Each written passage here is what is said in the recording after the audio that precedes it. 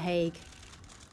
Much of Greece has once again been brought to a standstill as unions hold a 24-hour general strike. Hospital workers, teachers and air traffic controllers have all walked out, and they're unhappy about the country's continuing austerity measures.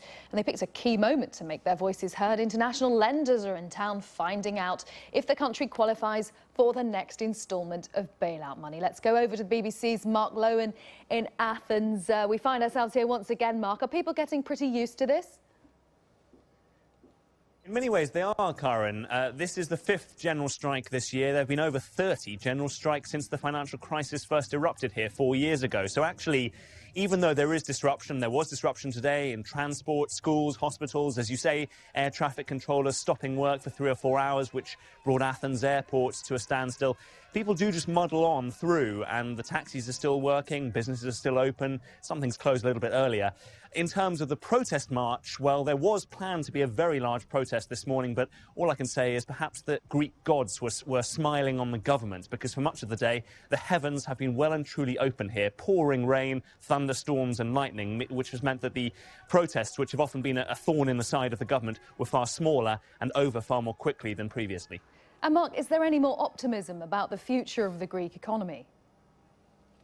Well, if you speak to the Greek government, they are a little bit more optimistic. They say Greece is on course to balance its books this year, so it would be in primary surplus, which means that the only deficit in the budget would be due to the interest it's paying on its debt.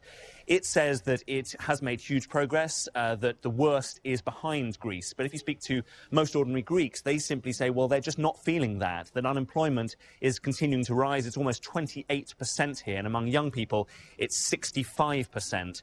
They see the fact that 1 in 4 are now below the poverty line, and they see the fact that the Troika, Greece's international lenders, the European Commission, the IMF and the European Central Bank, are still back here once again like the unwelcome guests at a dinner table, demanding yet more austerity. They say that there is a budget gap next year of perhaps as much as €2.5 billion, which might require yet more austerity. The Greek government is saying, well, actually, Greece simply can't take any more. So there are going to be very, very tough negotiations on that in the days and weeks ahead. So Greece is not yet out of the woods. It has come further than last year, but really, for ordinary Greeks, they feel that they are still craving the light at the end of a very long and dark tunnel.